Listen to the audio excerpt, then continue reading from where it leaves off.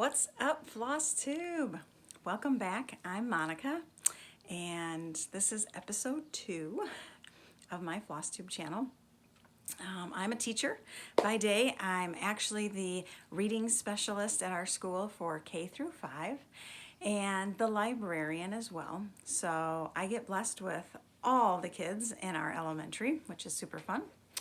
I get to do fun things like put on book fairs and a lot of reading to students as well, along with teaching students to love to read. And those that struggle with reading, I get to see at least once a day as well. So I'm on summer now and have had a chance to get caught up on a couple of things. Our house is an old farmhouse. We live in northern Illinois, and that is home to a lot of farmland and rural areas, and we live about 60 miles west of Chicago. So our house was built in 1939, so it's not very big, but it needs a lot of work often. We've done a bunch of the different rooms since we've lived here. We've been here 21 years, and this summer we worked on our pantry. We have kind of a walk-in pantry in our kitchen, and which is really nice, lots of storage. But over the years we just piled things in there and not really utilized it to its fullest extent. So now we were able to go in there and pull everything out and reorganize it. Added a couple different, took out a bunch of shelving units that were in there that were just ones that you'd put in there, like metal shelves, and there was a plywood pantry, small pantry with doors on it, and those were not utilized well either, and it made it really hard to get in to some of the built-in shelves that were there. So we took a lot of that out, and on the back wall we were able to add some wall shelves, and that provides a lot more storage, and then we were able to get rid of the standalone ones. So it looks a lot better. We redid the ceiling, pulled the ceiling down, added a bunch of insulation because it was pretty chilly in there quite often in the winter. We get some harsh winters here, and so I think we're going to really enjoy it. I think it's going to benefit our family a lot better. So right now we still have 2 kids at home. We have 3. Our oldest is in the United States Air Force, and he is stationed at Luke Air Force Base in Phoenix, Arizona. And he's been doing a tour of Honor Guard right now, and that's kind of coming to an end. He was a trainer, and then that class graduated a couple days ago, and that went really well. He's done some big ceremonies for some of the higher-ups as they've switched from out of their base into bringing into another one into their base. And so we'll see where he goes from there. He'll probably go back to his job for a while, and there's a potential for him to move on to the National Honor Guard, which is in Washington, D.C. So we'll see if he decides to do that or not. So I'm going to talk to you about our stitching. I've got one fully finished from the last YouTube video that I did, and it's Bringing Home the Trees, which is a It's So Emma pattern. Okay, and this was my finish. I was able to find a frame at Walmart. It was super cheap, like $4, but it was nice because it had the same kind of blue and the same brown, and I thought it just framed this perfectly for wintertime. And we have a lot of winter here in Illinois, so it'll be up for quite a while. It can stay up, I feel, even after Christmas when we do bring home the tree. We usually go get a real tree each year. For a lot of years we've stored our Christmas tree, which was my mom and dad's Christmas tree, in our basement, and our basement floods a lot, so it got kind of gross and musty smelling every time we'd bring it up. And then it flooded too many times and started to get moldy, so we threw it away. And then my husband's mother decided to get rid of their big tree, so we took it and had that for a number of years while the kids were little. And again, the same thing, lots of flooding in our basement. It's a dirt floor, not finished, thankfully. And so then it's just got gross. So we just decided to get rid of that as well and started to get new trees. And we love the smell that a freshly cut tree brings at Christmas time. And it's fun to let the kids, they rotate each year, being able to pick who gets to choose. We all go through and we look and find a bunch of them. We have a wonderful tree lot, not just literally over the field that's right outside our door here. So it's great. So that's a fun memory, and that's why I wanted to do that stitch. So here's another one. This one's by Country Cottage Needleworks, and which is the difference between the mom and daughter. And this one is not, I didn't iron it, but because I had it folded, but it's Silent Night, and I did finish it, and I think it turned out great.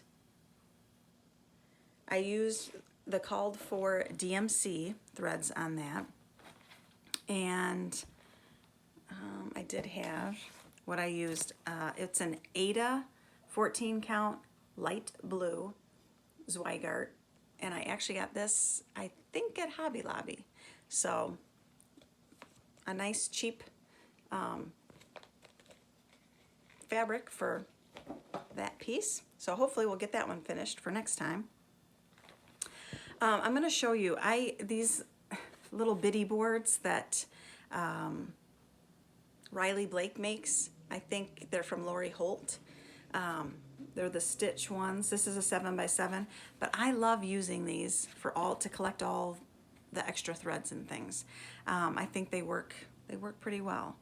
So that's something I highly recommend. All right, another one that I got this is from Stitching with the Housewives, and it is their Ghoul's Garden pattern. And this is how mine turned out. Now, I did mine on a 16 count chalkboard, Zweigart, and I like the way it turned out, super cute. In this pattern, sometimes Stitching with the Housewives, they give us free patterns inside. So this one came with a second pattern, like a bonus pattern. And I did stitch that. I can't show you the actual chart, but I can show you. It was this. It's so cute with the kitty and the pumpkins. I don't know if you can hear it. They're spraying. We're surrounded 3 sides by a field, a cornfield. So they do a lot of spraying at night, in the daytime. So that was Stitching with the Housewives. Now, last time I showed you a couple of things that I wanted to do. And one of the ones that I wanted to do was by Heart and Hand. And this one's called Farmhouse Bird. And it's super cute. And I'm going to show you a couple things on this. So I did finish it. And I think it's super cute. It's a lot bigger than I thought it was going to be. I didn't think it was going to be this big. Now, I used a DMC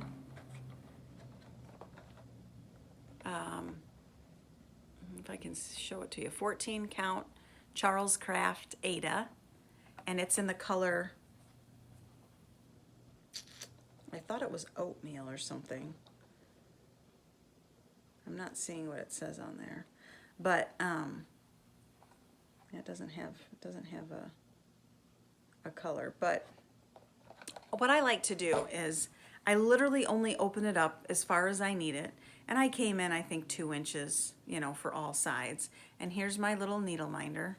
I believe it's a Stitching with the Housewives one. And then if I was to be still stitching it, I would take this, and I keep if not everything I buy comes in a container like this, but the ones that do, I really enjoy just putting it back in there and then taking it with me wherever, and it gives it some stability and keeps it from fraying or falling out or any of that stuff. So this is a way that I like to carry things. All right. Another one that I wanted to work on was a Lizzy Kate, and this one's called Farm Sampler, and it's a cute one. And I was able to do this. This was on a 14 count Aida as well that I got from, I want to say, maybe Joann's. And I think it was the color gold. Again, it was in a tube like that. So that one's finished. So hopefully next time I'll be able to show you a bunch of finally finished ones, since I do have a couple of them actually done, and I have some done from my first video that I haven't totally finished either. Man, those planes are going crazy. All right, so I have a couple of things that I started.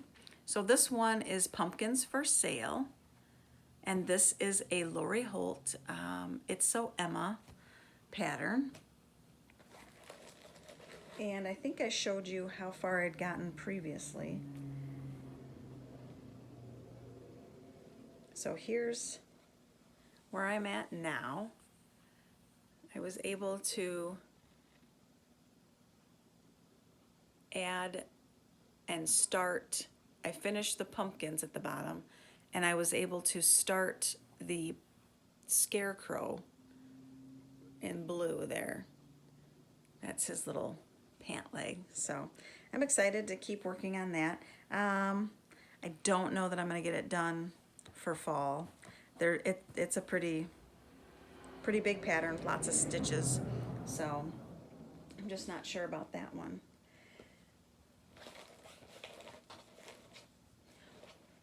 One of the things I did want to show you is kind of how I keep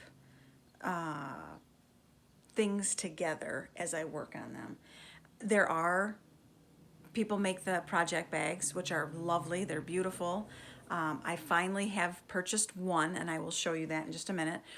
But before that, instead of spending $30, $40 on a project bag, I would go to Walmart after. Here's my dog. This is our puppy Athena. She is a Rhodesian Ridgeback, and she's not a puppy anymore. She's going on 9 years old. But with these planes out there, she is a little bit nervous. She gets very anxious with anytime, you can hear it out there, anytime they're crop dusting, anytime it rains or storms, she is in your lap. She's this huge, almost 85-pound Rhodesian Ridgeback, which is a African lion hunting dog, because everybody in Illinois needs an African lion hunting dog. But yeah, she's just a big baby. So back to the things that I like. These hold patterns, even the big patterns, very well. And then you can add a bitty board. She's helping me. You can add a bitty board in here. You can add a bunch of thread. So a lot of times I'll just keep my thread in a Ziploc bag and put it all in here. They have some nicer ones. They have some little bit bigger ones like these. These are a little bit more expensive, but boy oh boy, you can fit a lot in here. They've got a little side opening here to, store thread, the bitty board and everything. I think they work well. So just a thought in case you don't have $40 a pop to spend on a really nice bag like this, then you can use those. Okay, so let's see what was next. I want to show you some of the patterns that I want to do next. And these came out, I believe, for like the cross stitch market, when they had whatever, I'm not sure what they call it. I know quilters, because I was a quilter forever, would have market. The designers would go to market, and the shops would come and see all the new designs that were out for the year and put their orders in. So these are new ones that came out, and these are from Primrose Cottage Stitches, and I love their designs. And those ladies are so sweet. So this was ABC, and I think that's just a beautiful pattern. And then these are the Great Rules ones. I know Lizzy Kate, I know a couple other pattern designers will have like a set of rules for like Halloween rules or Christmas rules. Well, this is Hive Rules, and it's super cute. And then the last one I got was Autumn Rules, and this one was very pretty as well. So we'll see how quickly they go and how well I do, if I can get some starts. Again, I'm not assuming because I will, eventually go back to school. So we'll see how much I get done over summer before school starts. I'm limited in my stitching time when school does start, so we'll see.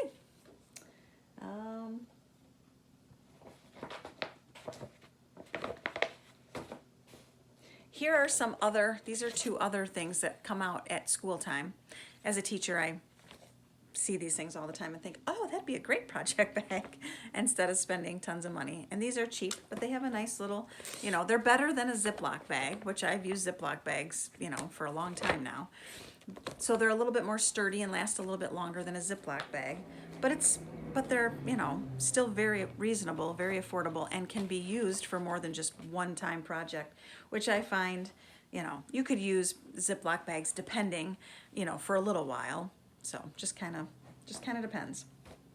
All right. I think that's all I have for you for today. Thanks for watching. If you could do me a great favor and hit that like and subscribe button, that would be great. And I wish you all a very happy summer.